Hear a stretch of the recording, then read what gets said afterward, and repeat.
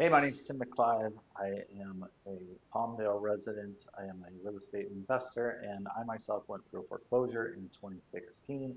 And now I'm here so I want to teach people how to avoid foreclosure. There's a number of ways to stop the foreclosure and be able to stay in your house. And you just have to know the right method based on your own criteria. So I'm going to explain through these series of videos exactly what that criteria is so that you can make the best decision for you. If you have any questions through any of these videos, you can reach out to me directly at 661-575-3868. So to start off, the basics of it though, as far as what is foreclosure, foreclosure is the bank's ability to take back the asset to get their money back, right? If you haven't been making your payments on their house, their payments, the money that they gave you towards the house is secured by that house. So now they're saying, I want that house so that I can sell it and get my money back. So that is foreclosure in a nutshell.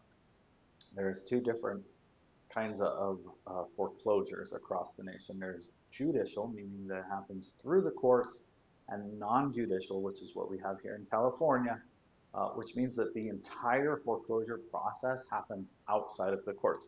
There is some things, these two documents, that have to go through the court, but the entire process is handled by an attorney outside of the court. So a lot of people think, oh, I haven't been to court, so they can't sell my house. There's nothing, they can't do anything. Well, while that may be true outside of California, inside California, because we are a non-judicial state, uh, none of that has to happen. You never go to court, and neither will the bank.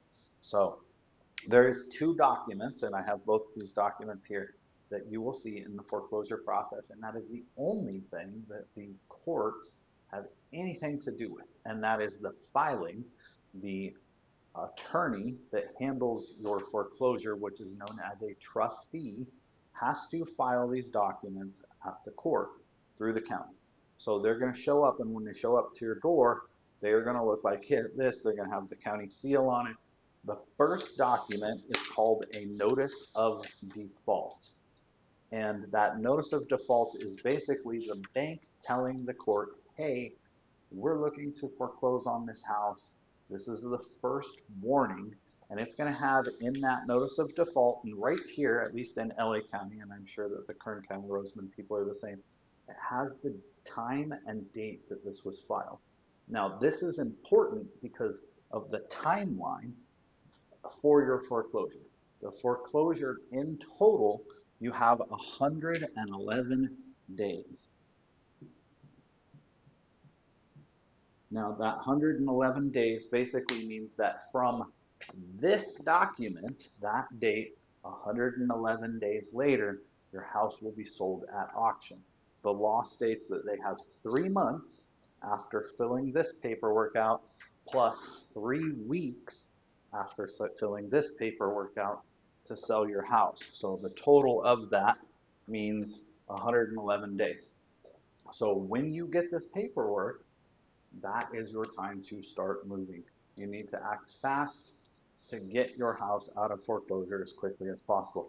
On this notice of default in here, it will have on the main page where it has all of the information, it has to say the amount that you owe and the date that this was recorded. So which, as I said again, the date that it was recorded is also right here on the front of this page. 90 days from this piece of paper. Notice of default, that's what that's called. That's one of two pieces of paper that they have to file. The other document is called a notice of trustee's sale. Now remember what I said, that the trustee is basically the attorney that works for the bank and files this paperwork. So once you get this second, notice it looks very similar as far as the seal on the front.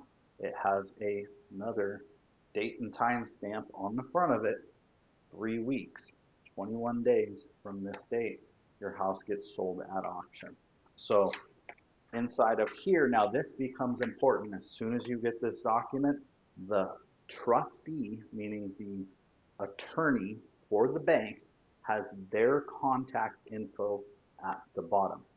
you need to be in contact with both the trustee and the bank to make sure that none of your lines are getting crossed and that everybody is on the same page with what you are trying to do to try to stop your foreclosure. So we've talked about the documents. We've talked about the timeline. I want to go a little bit more into the timeline just to kind of show, because it ties into the last thing that I want to talk about in this little video, which is the bank's responsibilities. So let's say this is the timeline of your house, and then this is your first payment that you missed, right? That payment is, say, in January, and then typically there's a few more missed payments, maybe February and March, and then somewhere right about March, the bank goes, hey, there's something going on. We've tried to call you, you're not answering the phone, or you've said you're not able to pay, or whatever. And typically within about 30 days from that, so 90 to 120 days from that first missed payment is when the bank is going to file that notice of default. But something important has to happen.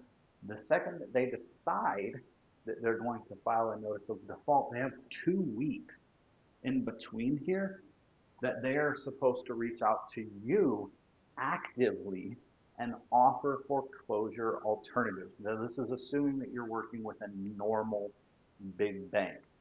If it is a small bank that does less than 5 loans per year, then these rules don't apply. So, but for most other banks, these rules will apply. So they have to reach out to you in this 2-week period to offer foreclosure alternatives. They also have to tell you who your contacts are at the bank and that kind of thing.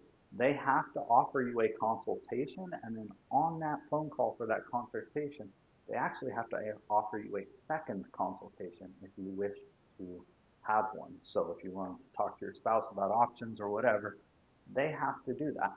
Then afterwards, in this other February, March, so in April, say, your foreclosure, they decide that they're going to file that NOD, that notice of default.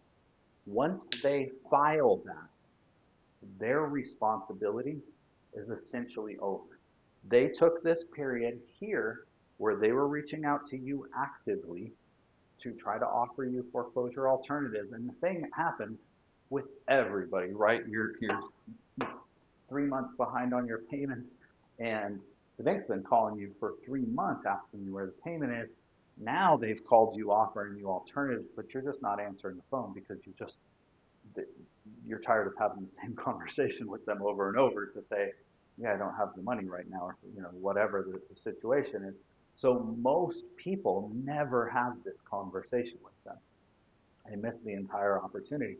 And then they get this notice of default, and then we've all heard that the banks have these obligations. Well, understand that these obligations from their standpoint for the most part are over, and now it's up to you to be proactive from this moment on to figure out which one of these options that I'm going to explain to you in the next few videos is the best way to go for you. And you don't have to choose just one. A lot of times you can try one, and if that doesn't work, try another, but you have to be active right now. If there's anything that I can stress to you more than anything else, is the second that this piece of paper shows up at your house, you need to get in the works, whatever it is that whichever direction that you're gonna go. Don't wait another moment longer. So I'm gonna give you the next videos. I'll explain what all of the different options are. Again, if you have any questions at any point in this, you can call me directly. My cell phone number is 661-575-3868. Good luck with the process, and we'll see you in the next video.